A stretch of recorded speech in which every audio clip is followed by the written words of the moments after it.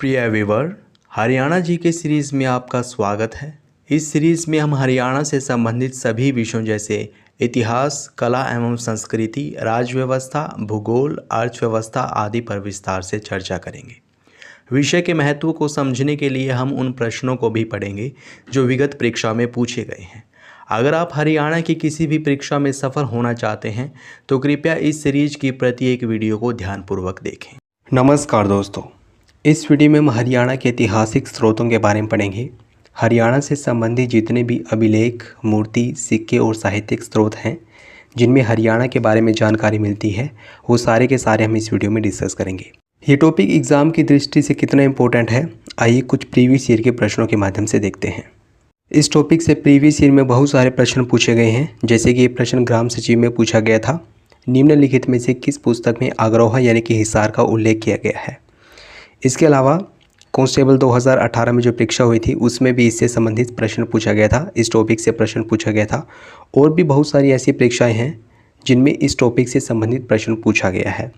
तो यहाँ से हम जितने भी प्रश्न बनेंगे वो सारे के सारे डिस्कस करेंगे और साथ ही साथ इस टॉपिक को अच्छे से क्लियर करेंगे, अच्छे से पढ़ेंगे, ताकि अगर कोई भी प्रश्न यहाँ से एग्ज़ाम में बने हम उसका सही जवाब दे पाएँ। तो चलिए स्टार्ट करते हैं। सबसे पहले हम अभिलेखों के बारे में पढ़ेंगे। अभिलेख क्या होते हैं ये तो आप जानते ही हैं। जो राजा महाराजा होते थे वो अपने शासनकाल के दौरान कुछ महत्वपूर्ण बातें पत्थरों पर लिखवा देते थे या फिर इमारतों की दीवारों पर लिखवा देते थे, उसी को अभिलेख कहा जाता है। अभिलेखों में सबसे इम्पोर्टेंट अभिलेख है हरियाणा की दृष्टि से टोपरा अभिलेख। टोपरा अभिलेख टोपरा गांव यमुनानगर से मिला है और इसका उद्देश्य है नैतिक शिक्षा प्रदान करना। याद रखें, टोपरा गांव यमुनानगर में है। पहले ये गांव अम्बाले में होता था लेकिन वर्तमान में यमुनानगर में है। यहीं से टोपरा अभिलेख मिला है। यह अभिलेख ब्राह्मी लिपि और संस्कृत भाषा में लिखा गया है और इस अभिलेख पर अशोक की 7 राजयाज्ञाएं और विग्रहराज चतुर्थ की 3 अभिलेख अंकित हैं। मोस्ट इम्पोर्टेंट पॉइंट है ये, यानी कि टोपरा अभिलेख अशोक और विग्रहराज चतुर्थ को विसल देव भी कहा जाता है, इन दोनों से संबंधित है ये अभिलेख। इस अभिलेख को 1453 ईस्वी में फिरोज शाह तुगलक ने टोपरा से दिल्ली स्थापित करवाया था। तो इस अभिलेख से संबंधित इंपॉर्टेंट बातें हमें ज़रूर याद रखनी है। टोपरा अभिलेख कहाँ से मिला है? टोपरा गांव यमुनानगर से मिला है। ब्राह्मी लिपि और संस्कृत भाषा में लिखा गया है। अशोक और विग्रहराज चतुर्थ। अशोक कौन था? अशोक मौर्य वंश का बहुत ही प्रसिद्ध शासक था। वैसे मौर्य वंश की स्थापना चंद्रगुप्त मौर्य ने की थी। चंद्रगुप्त मौर्य के बाद बिंदुसार आए और उसके बाद अशोक आए थे, ठीक है ना। और विग्रहराज चतुर्थ या फिर विसल देव ये चौहान वंश के बहुत ही प्रसिद्ध शासक रहे थे। तो याद रखें, अशोक और विग्रहराज चतुर्थ इन दोनों से संबंधित कौन सा अभिलेख है? टोपरा स्तंभ अभिलेख है। और इस अभिलेख को 1453 में फिरोज शाह तुगलक ने टोपरा से दिल्ली स्थापित करवा दिया था। अगला अभिलेख है सूद अभिलेख। सूद अभिलेख को 12 खड़ी का अभिलेख भी कहा जाता है और ये कहाँ से मिला है? सूद गांव से मिला है, जो कि जगाधरी यमुनानगर में है। यानी कि यमुनानगर से 2 अभिलेख मिले हैं, टोपरा अभिलेख और सूद अभिलेख। सूद अभिलेख को 12 खड़ी अभिलेख भी कहा जाता है। यह भारत में 12 खड़ी का सबसे पहला अभिलेख है, सबसे प्राचीनतम अभिलेख है और इसलिए इसको 12 खड़ी का अभिलेख भी कहा जाता है। करनाल अभिलेख। करनाल अभिलेख खरोष्टी लिपि में लिखा गया है। याद रखें, टोपरा अभिलेख तो ब्राह्मी लिपि में लिखा गया है, लेकिन करनाल अभिलेख खरोष्टी लिपि में लिखा गया है और इस अभिलेख से तालाब निर्माण की जानकारी मिलती है। ये मोस्ट इंपॉर्टेंट पॉइंट है, एग्जाम में पूछा गया है। कौन सा अभिलेख तालाब निर्माण के बारे में जानकारी देता है? करनाल अभिलेख। यह एकमात्र मौर्यकालीन अधूरा अभिलेख है, इसको पूरा नहीं पढ़ा जा सका है, इसका कुछ भाग नष्ट हो गया है और इसलिए इसको अधूरा अभिलेख भी बोला गया है। तो याद रखें, करनाल अभिलेख खरोष्टी लिपि में लिखा गया है और तालाब निर्माण की जानकारी देता है। आगे बढ़ते हैं। अगला अभिलेख है भोजदेव अभिलेख। भोजदेव का जो अभिलेख है ये पेहवा कुरुक्षेत्र से मिला है और इससे पता चलता है कि 9वीं सदी में पेहवा घोड़ों के व्यापार के लिए बहुत ज़्यादा प्रसिद्ध था। मोस्ट इम्पोर्टेंट पॉइंट है, ये भी एग्जाम में पूछा गया पॉइंट है। भोजदेव कौन था? भोजदेव परमार वंश का 9वां शासक था और इनसे संबंधित ही ये अभिलेख है। कहाँ से मिला ये अभिलेख? पेहवा कुरुक्षेत्र से। और इसमें बताया गया है कि पेहवा घोड़ों के व्यापार के लिए प्रसिद्ध था। गुजरी महल अभिलेख। आप सभी जानते हैं फिरोज शाह तुगलक ने गुजरी महल का निर्माण करवाया था हिसार में। हिसार और फैजाबाद इन दोनों की स्थापना भी फिरोज शाह तुगलक ने करवाई थी। हिसार के गुजरी महल में एक स्तंभ पर 8 अभिलेख अंकित है जो 8 जगहों से आने वाले भागवतों के बारे में सूचना देते हैं। ये प्रश्न डायरेक्ट एग्जाम में पूछा जाता है। 8 जगहों से आने वाले भागवतों के बारे में कौन सा अभिलेख जानकारी देता है? गुजरी महल अभिलेख। अग्रहों से भी एक अभिलेख मिला है और इस अभिलेख पर संगीत के 7 स्वर अंकित हैं। बेसिकली एक ईंट मिली है, उस पर संगीत के 7 स्वर अंकित हैं। याद रखें, ये भी एग्जाम में पूछा गया प्रश्न है। संगीत के 7 स्वरों वाला अभिलेख कहाँ से मिला है? अग्रोह से मिला है।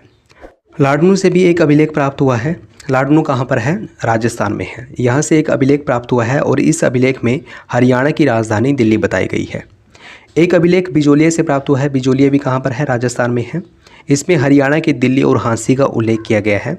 लाओस देश, जिसको पहले म्यांमार कहा जाता, म्यांमार को ही लाओस कहा जाता था पहले, और यहाँ से भी एक अभिलेख मिला है जिसमें वहाँ के राजा देवक ने कुरुक्षेत्र की महिमा का वर्णन किया है, यानी कि कुरुक्षेत्र के बारे में इस अभिलेख में बताया गया है। जूनागढ़ अभिलेख। जूनागढ़ अभिलेख को गिरनार का अभिलेख भी कहा जाता है और यह संस्कृत भाषा का पहला अभिलेख है। याद रखें, जूनागढ़ अभिलेख, जिसको गिरनार अभिलेख भी कहा जाता है, संस्कृत भाषा का पहला अभिलेख है ये, और इसका संबंध है रुद्रदामन से। इस अभिलेख के अनुसार रुद्रदामन ने योद्धियों को हराया था। देखिए, महाभारत काल के पश्चात हरियाणा में गणराज्य काल आया था और गणराज्य काल के दौरान हरियाणा में 4 गणराज्य हुए: योध्या गणराज्य, कुणीद गणराज्य, अग्र गणराज्य और अर्जुनायन गणराज्य। तो इस अभिलेख में ये बताया गया है कि रुद्रदामन ने योद्धियों को हराया था। रुद्रदामन एक शक शासक था, आप ये भी याद रखें। तो ये भी बहुत ही इंपॉर्टेंट अभिलेख है, आप इसके बारे में भी ज़रूर याद रखें। नचारखेड़ा अभिलेख ये जींद से प्राप्त हुआ है। तोशाम अभिलेख भिवानी से प्राप्त हुआ है। पिंजौर अभिलेख पंचकुला से और मोहनबाड़ी अभिलेख झज्जर से प्राप्त हुआ है। जो पिंजौर अभिलेख है, इसमें बताया गया है कि पिंजौर का पहले नाम होता था पंचमपुर। याद रखें, पिंजौर अभिलेख में बताया गया है कि पिंजौर का पहले नाम, यानी कि पुराना नाम क्या था? पंचमपुर था। अगला अभिलेख है हांसी अभिलेख। जो हांसी अभिलेख है ये कहाँ से प्राप्त हुआ है? हांसी हिसार से, और इसमें चौहान वंश के शासक पृथ्वीराज द्वितीय के बारे में बताया गया है। इसमें बताया गया है कि पृथ्वीराज द्वितीय ने मुस्लिम आक्रमणों से बचने के लिए हांसी की किलेबंदी की थी। सोनीपत का अभिलेख मिला है, सोनीपत का ताम्र मुद्रा का अभिलेख, और इस अभिलेख में वर्धन वंश के बारे में विस्तार से बताया गया है।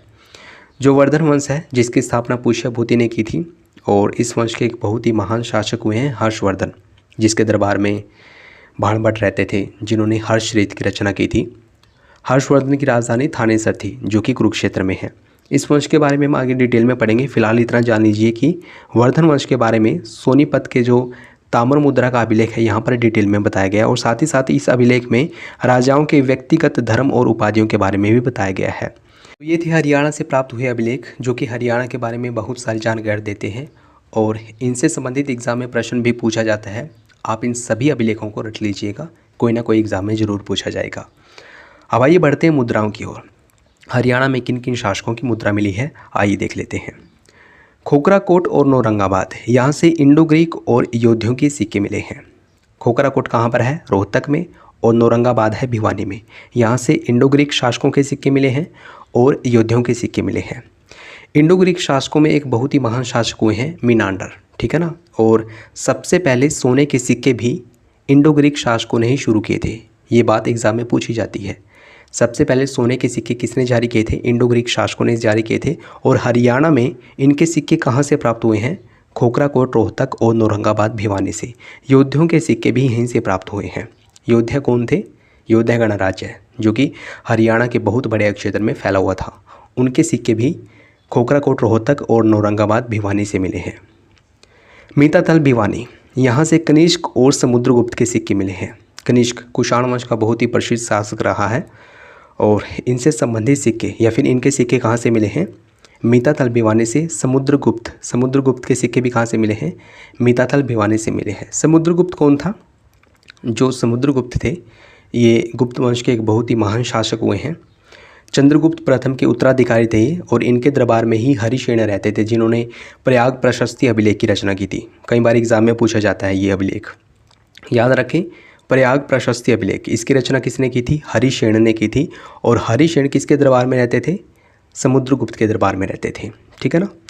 कनिष्क और समुद्रगुप्त, इन दोनों के सिक्के कहाँ से मिले हैं? हरियाणा में मीताथल भिवानी से मिले हैं। सोनीपत से हर्षवर्धन के सिक्के मिले हैं। हर्षवर्धन वर्धन वंश का बहुत ही प्रसिद्ध शासक हुआ है, और इनके सिक्के कहाँ से मिले हैं? सोनीपत से मिले हैं।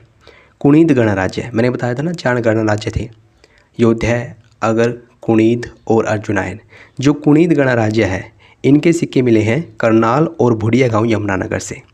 करनाल और भुड़िया गांव यमुनानगर से किस गणराज्य के सिक्के मिले हैं?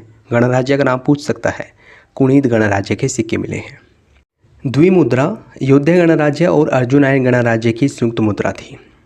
और डॉक्टर अल्तेकर ने तो ये भी बताया है कि जिन मुद्राओं पर द्वि शब्द अंकित था वह योद्धा गणराज्य में अर्जुनायन गणराज्य के विलय का प्रतीक है। याद रखें, जिन मुद्राओं पर द्वि शब्द था वो 2 गणराज्य की मुद्रा थी, संयुक्त रूप से 2 गणराज्यों की मुद्रा थी, योद्धा गणराज्य और अर्जुनायन गणराज्य। ये प्रश्न एग्जाम में पूछा जा सकता है, अच्छे से याद रखना। और जब पूछा जाएगा तो बहुत सारे बच्चे कन्फ्यूज भी हो सकते हैं, लेकिन आपको नहीं होना है। अब आइए देख लेते हैं मूर्तियों के बारे में। हरियाणा में किन किन शासकों की मूर्ति मिली है, देख लेते हैं उनको भी। मिट्टी से पकाकर बनाई गई मूर्तियाँ शुंगकालीन और कुषाणकालीन हैं। शुंग वंश की स्थापना किसने की थी? पुष्यमित्र शुंग ने। मौर्य वंश के बाद शुंग वंश की स्थापना की गई थी पुष्यमित्र शुंग के द्वारा, और पुष्यमित्र शुंग के दरबार में ही पतंजलि रहते थे। कुषाण वंश के संस्थापक कौन थे? कुजुल कड़फिशिस, इनके द्वारा कुषाण वंश की स्थापना की गई थी, और कुषाण वंश की राजधानी थी पुरुषपुर या फिर पेशावर, ठीक है ना। और कनिष्क कुषाण वंश के बहुत ही प्रसिद्ध शासक हुए हैं। याद रखें, जो मिट्टी से पकाकर बनाई गई मूर्ति है इनका संबंध शुंग वंश और कुषाण वंश से था। कुषाणकालीन मूर्तियाँ कहाँ से मिली हैं? रोहतक से। देखिए, कुषाणकालीन सिक्के तो मिले हैं मीताथल भिवानी से, कनिष्क के सिक्के कहाँ से मिले? मीताथल भिवानी से, लेकिन कुषाणकालीन मूर्तियाँ मिली हैं रोहतक से। गुप्तकालीन सूर्य देवता की मूर्ति कहाँ से मिली है? आग्रोहा हिसार से। याद रखें, गुप्तकालीन सूर्य देवता की मूर्ति आग्रोहा हिसार से मिली है। और पीछे हमने पढ़ा था जो संगीत के 7 स्वरों वाली ईंट है उसके साक्ष्य भी कहाँ से मिले हैं? आग्रोहा से मिले हैं। भगवान विष्णु की मूर्ति मोहनगढ़ जज्जर से मिली है। और अगला इंपॉर्टेंट पॉइंट है, फिजीलपुर सोनीपत से शेष सैया पर लेटे भगवान विष्णु की मूर्ति मिली है। ये एग्जाम में पूछा गया पॉइंट है। शेष सैया पर लेटे भगवान विष्णु की मूर्ति कहाँ से मिली है? फिजीलपुर सोनीपत से मिली है। रंगीला और हांसी, ये हंसी नहीं है, हांसी है, जो कि हिसार में स्थित है। रंगीला और हांसी से जैन मूर्तियाँ प्राप्त हुई हैं। अब आइए देख लेते हैं हरियाणा के साहित्यिक स्रोतों के बारे में। किन किन पुस्तकों में हरियाणा के बारे में जानकारी मिलती है, यहाँ से भी एग्जाम में प्रश्न बनता है। आप सभी जानते हैं जो आर्य थे वो यूरेशिया से आए थे और उन्होंने भारत में आकर वैदिक सभ्यता की नींव रखी थी। वो मुख्य तौर पर हरियाणा के आसपास रहते थे। हरियाणा में वैदिक आर्यों का मुख्य स्थल था, ठीक है। हम ये भी जानते हैं कि महाभारत का युद्ध हरियाणा में ही हुआ था। हरियाणा के कुरुक्षेत्र में हुआ था 900 BC पहले। महाभारत का युद्ध 18 दिन तक चला था और इसमें 18 ही पर्व हैं। महाभारत है जो, इसमें कितने पर्व हैं, यानी कि कितने अध्याय हैं, अध्याय को ही पर्व बोल दिया गया है। कुल 18 अध्याय हैं। महाभारत का जो दूसरा अध्याय है उसमें एक कहानी लिखी हुई है। दूसरा पर्व है जो सभा पर्व, उसमें एक कहानी लिखी हुई है नकुल दिग्विजय, जिसके बारे में हमने पिछली वीडियो में भी पढ़ा था। जो नकुल दिग्विजय है इसमें हरियाणा के रोहतक और सिरसा यानी कि रोहतिका और सिरसिका का उल्लेख किया गया है। रोहती का मतलब रोहतक, सिरसी का मतलब वर्तमान का सिरसा। इनका उल्लेख किस पुस्तक में किया गया है? महाभारत में किया गया है। महाभारत के नकुल दिग्विजय नामक खंड में किया गया है। बौद्ध साहित्य हैं 2, दिव्यावदान और मंजिमा निकाय है। इन ग्रंथों में भी हरियाणा का वर्णन किया गया है। खासतौर पे दिव्यावदान में अग्रोहा और रोहतक को बौद्ध धर्म का प्रचार केंद्र बताया गया है। अग्रोहा और रोहतक ये दोनों स्थल बौद्ध धर्म का प्रचार केंद्र रहे थे और इनकी जानकारी मिलती है दिव्यावदान से, जो कि बौद्ध साहित्य की एक पुस्तक है। अब आइए जैन साहित्यों के बारे में जान लेते हैं। कथाकोश और भद्रबाहुचरित ये जैन ग्रंथ हैं और इनमें भी हरियाणा के बारे में जानकारी मिलती है। इन ग्रंथों में पहली से लेकर तीसरी सदी तक के सांस्कृतिक जीवन के बारे में जानकारी मिलती है। और इन ग्रंथों में ये बताया गया है कि अग्रोहा उस समय प्रमुख सांस्कृतिक केंद्र था, यानी कि अग्रोहा जो कि हिसार में स्थित है, ये बौद्धों की दृष्टि से और जैनों की दृष्टि से, दोनों की दृष्टि से प्रमुख केंद्र रहा है, प्रचारक केंद्र रहा है। अग्रोहा में लोहाचार्य नामक विद्वान का निवास था, ठीक है ना। लोहाचार्य ये बहुत ही प्रसिद्ध जैन विद्वान हुए हैं। ये कहाँ पर रहते थे? अग्रोहा में रहते थे, यानी कि अग्रोहा बहुत ही महत्वपूर्ण केंद्र रहा है ऐतिहासिक दृष्टि से। अब आइए देख लेते हैं उन प्रश्नों को जो पिछली परीक्षा में इस टॉपिक से पूछे गए थे या फिर आगे होने वाली परीक्षा में पूछे जा सकते हैं। बहुत ही अच्छे प्रश्न हैं, आप इनको ध्यान से पढ़ना और अच्छे से याद रखना। पहला प्रश्न है, निम्नलिखित में से किस पुस्तक में अग्रोहा हिसार का उल्लेख मिलता है? ये प्रश्न ग्राम सचिव की परीक्षा में पूछा गया था, जो कि वर्ष 2021 में हुई थी और ये परीक्षा रद्द भी हो गई थी। ऑप्शन है इसके राज तरंगिणी, अभिज्ञान शाकुंतलम, मालती माधव या फिर दिव्यावधान। तो इसका सही जवाब होगा ऑप्शन डी यानी कि दिव्यावधान। दो बौद्ध साहित्यों की पुस्तकें हैं, दिव्यावधान और मंजीव निकाय। इन दोनों पुस्तकों में हरियाणा के बारे में जानकारी मिलती है। दिव्यावधान में अग्रोहा और रोहतक इन दोनों स्थलों को बौद्ध धर्म का मुख्य प्रचार केंद्र बताया गया है। तो याद रखें, अग्रोहा के बारे में किस में जानकारी मिलती है? दिव्यावधान में जानकारी मिलती है। अगला प्रश्न है, डैश पूर्व ईसाई युग के जनजातीय गणराज्य से जुड़ा है और वर्ष 1983 में बीरबल सैनी द्वारा निकाले गए बहुत से इंडो ग्रीक सिक्कों की श्रृंखला रखता है। पूछने का यही मतलब है कि इंडो ग्रीक शासकों के सिक्के कहाँ से मिले हैं, ठीक है ना। ये कांस्टेबल की परीक्षा में पूछा गया था। ऑप्शन है इसके भीमडी, खोखराकोट, चरखी दादरी या फिर कैथल।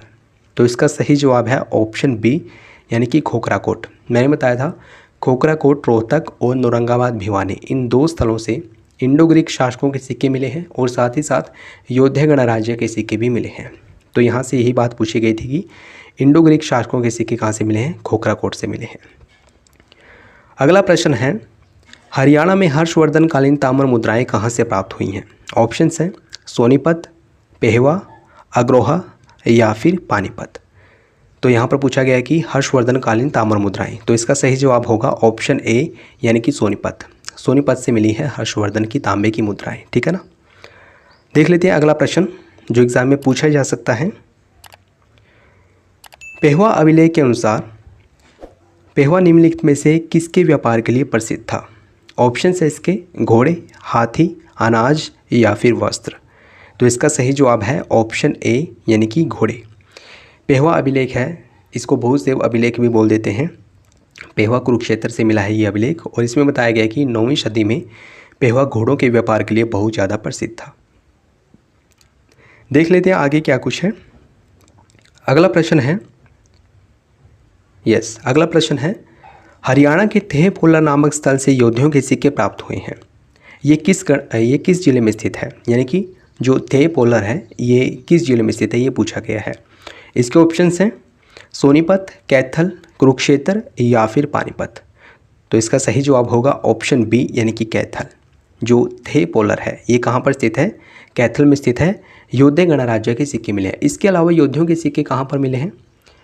खोखराकोट, रोहतक और औरंगाबाद भिवानी, यहाँ से भी योद्धाओं के सिक्के मिले हैं। योद्धा गणराज्य हरियाणा के बहुत ही बड़े क्षेत्रफल पर फैला हुआ था।